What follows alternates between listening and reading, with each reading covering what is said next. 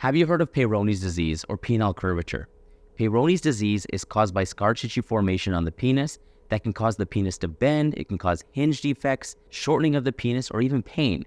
Peyronie's disease can obviously be very distressing. Fortunately, there are a lot of good treatment options, and we'll discuss some of those today. How common is Peyronie's disease and what causes it? Peyronie's disease affects 1 to 9% of men. However, it's largely underreported, so it could potentially be a lot higher.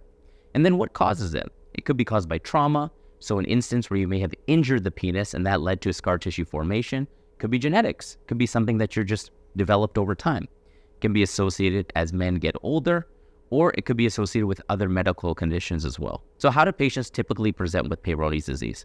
Patients may present with penile pain or a change in deformity in their penis when they get an erection. Now, this can be extremely distressing. And I think the most common question I get is this penile cancer? Fortunately, it's not, but it's so important to get evaluated by your physician if you develop any lumps or bumps on the penises. Now, when patients present initially, they may be in an acute phase. So this is that early phase where they may present with penile pain, changing in the deformity.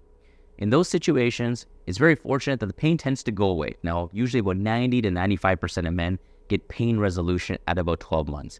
Now, if the pain is severe, we may recommend taking some anti-inflammatories or even something called shockwave therapy to help with that pain. But like I said, in most situations, it tends to go away on its own.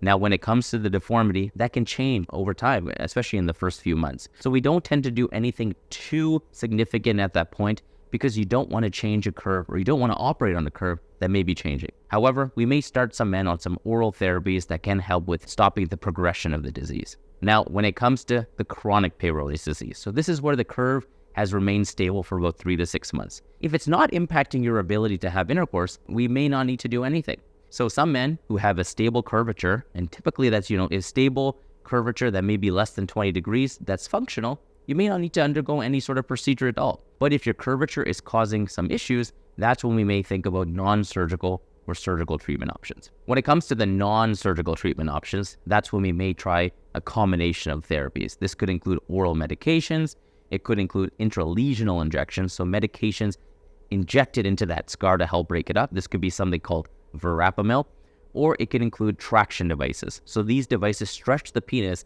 and it can help regain some of the length you may have lost.